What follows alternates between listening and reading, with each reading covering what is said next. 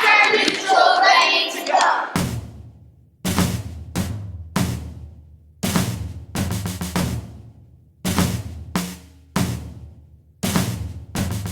I started Brooklyn Children's Theater 10 years ago. I had taught in Boston at a similar program, and I had done a theater program when I was a kid, and to me it was really a quintessential part of my growing up in terms of building confidence, the community I developed. So I looked for a program like that in Brooklyn that I could teach at, and I didn't see one. So I said, well, I'll start a program. So we'll do shows so you can experience that same thing of community and working towards a final product and that electricity and that high.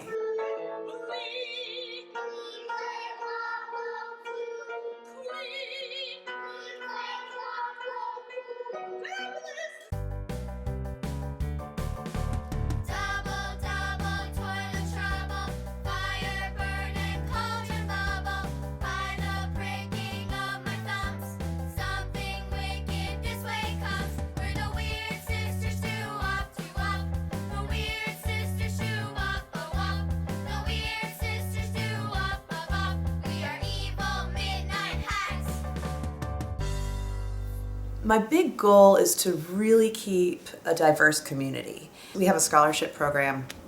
Our scholarship program is open to everybody. We have kids in our program who are upper class. We have kids in our program that are homeless. And what's cool is when you have those kids in the same room working on the same project together and totally equal in terms of, their process in putting on a play. It builds a community of, I think, understanding and peacemaking, but they're seeing more a commonality of and a respect for their talent and, what they need to do as partners.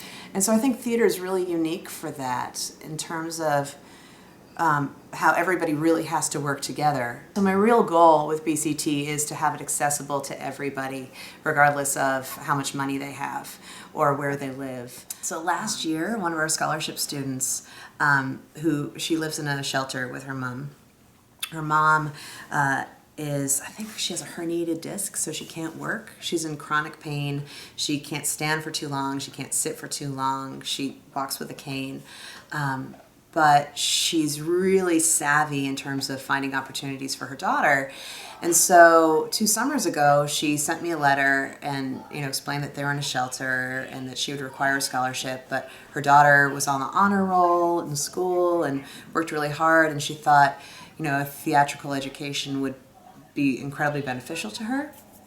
So her daughter came in and she was in one of our productions, and then we had her do our audition technique class in the winter, and then we have another little performing roadshow touring class that we did, and I was like, come do that too.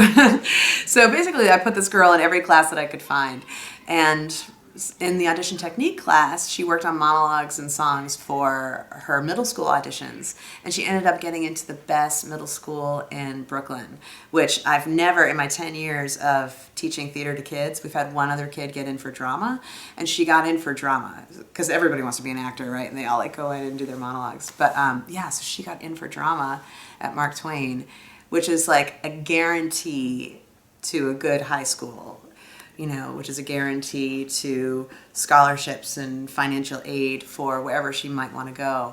So seeing that kind of journey and seeing that girl could then go on to, support herself and support her mom and get her mom out of that shelter and find a direct link to a better life because of a monologue, because of acting, is really cool. So it really shows me the importance of, and the versatility of what we're doing.